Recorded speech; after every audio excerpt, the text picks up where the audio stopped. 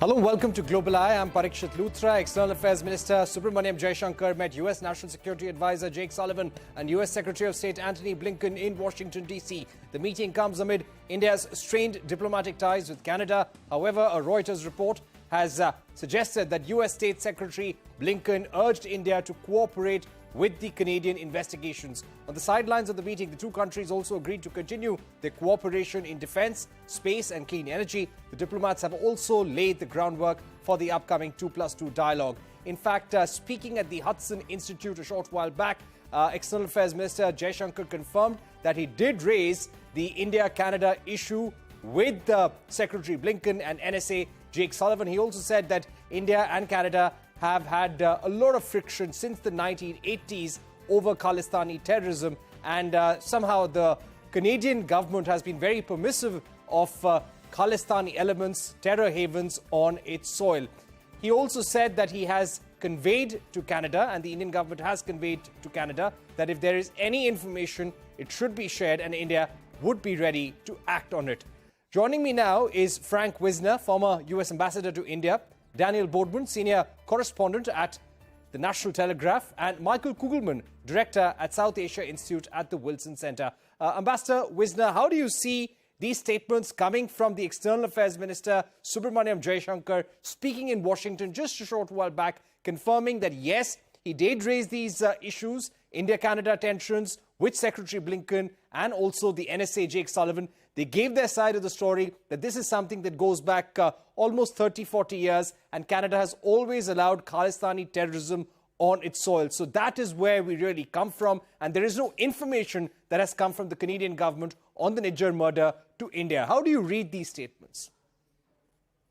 I read the statements pretty much as Jaishankar conveyed them, and that is India is making clear its point of view, its long-standing position on the dangers posed to Indian national security by the Khalistan movement, which has a strong presence in Canada and has acted in various nefarious ways over the decades. We now have the makings of a crisis, and I think it's in the interests of neither country, and certainly not of the United States, for this crisis to go on. It needs to be brought under control, and the way to do that is to begin, as Jaishankar pointed out in his meetings with Blinken and with Jake Sullivan, for the two sides to begin to exchange intelligence on each other's point of view, exchange information and points of view, and begin to lower the ceiling of tension and find a way to resolve the issue. Canada and India should be very strong partners. Canada owes a responsibility of controlling dissident activity, and India of resolving this issue. So I'm optimistic if we can keep the decibel levels down, that the matter can be managed and get off the front pages where publicity does it no good. Right. Michael, let me get you in at this stage. We saw that you were at a meeting that Jaishankar had with US congressmen, also US think tanks. Was this question of India-Canada tensions, the recent murder of Hardeep Singh Nijjar, the Khalistani activist, did that come up during the conversation? Did Jaishankar reiterate the Indian government's point of view? Right. Well, that I can't say because it was an off-the-record meeting. But I will say that, just sort of taking in how Jaishankar's visit in Washington has been so far, it's almost like on many levels that, this whole crisis with Canada didn't happen, in the sense that, Jaishankar's had a number of meetings around town, a number of engagements, both public and private, at which the issues that we've been hearing for many years and really over the last few months between the U.S. and India were the ones covered, tech cooperation, Indo-Pacific issues, and, talking about the next 2+2 dialogue. In many ways, it's like nothing happened, though, indeed, it's not a surprise to me, as I understand it, that Secretary Blinken has asked his Indian counterpart to cooperate with with Canada in the investigation of Niger's killing. That's the position that the U.S. has taken from the start. And what little public messaging we've heard from the Biden administration on this issue, that's been one of the core themes, is that India should cooperate with Canada on the investigation. And indeed, I imagine that in the private conversations that Jaishankar has had with interlocutors here, it's something that came up, though I assume that it would not have been a dominant feature of the conversations that he had with interlocutors in Washington.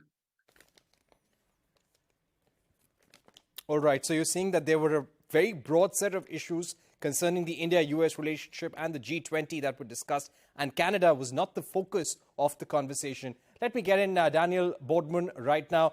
Daniel, how do you see this visit of the Indian External Affairs Minister to Washington, D.C., and Justin Trudeau, the Canadian Prime Minister's recent statements about India being a growing economic power, an important geopolitical player, and extremely important for everyone to engage constructively and seriously with the government of India, and how Canada is very serious about building ties?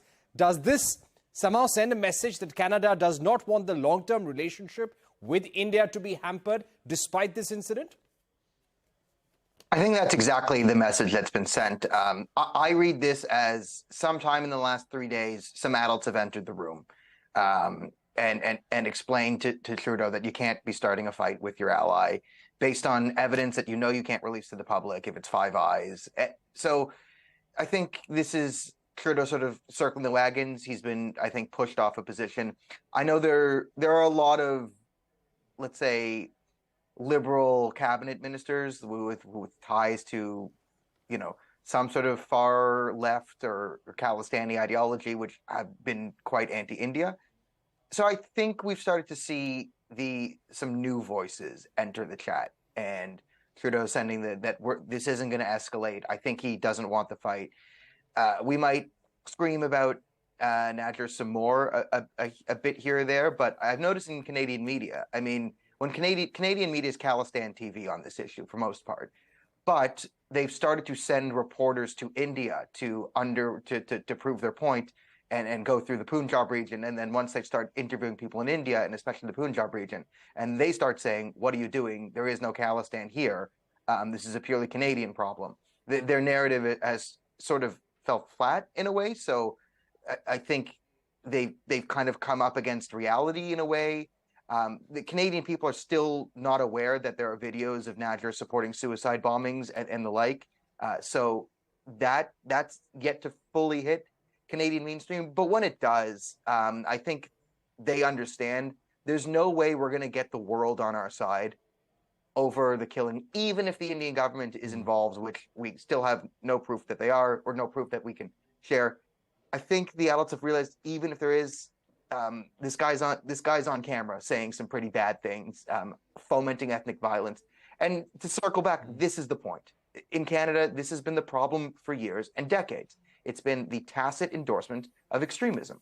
On this issue, Khalistanis, who've been allowed to, I mean, they're the worst terrorists in Canadian history. They blew up the Air India bombing, and they've attempted to assassinate Indian ministers on Canadian soil. And the attempted assassins who are convicted in Canadian court, they get invited to India by the Prime Minister of Canada. Like, it's insane. And that's what's been driving this divide for 40 years.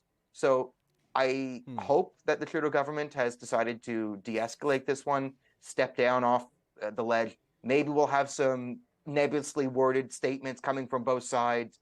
We'll write a letter to the UN, and then we'll all move on with this so we can all declare victory and go home. That's what I hope. But in my view, this problem doesn't go away until Canada deals with the Khalistani issue in a serious way. And I don't see that happening under the leadership of Justin Trudeau and Jagmeet Singh. All right. Clearly, there are domestic politics at play in Canada. But Ambassador Wisner, just to understand from you a bit about how the Five Eyes work, when it comes to intelligence shared within the Five Eyes partners, and this is what the Canadian government had said, that the information on this killing of Niger, this murder, the context came from the Five Eyes partner, but the smoking gun was from Canada. Considering the Five Eyes were involved, can one of the Five Eyes member share that evidence openly, and can they share it with a country which is not a member of NATO, not a member of the Five Eyes? I doubt it. The point of having the Five Eyes is to have a confidential channel for the exchange of the most sensitive intelligence that exists and is available to the member governments. It's not for public commentary, not for public dissemination. So there will be no comment on the details of what has been discussed inside the Five Eyes publicly, not by any of the participating governments, including Canada. The resolution of this problem lies literally and singly between Ottawa and New Delhi. And that's where the de-escalation that's occurring needs to be continued. The two sides have to speak frankly to one another, exchange what evidence they have, not look to any outside third party to resolve the outstanding questions.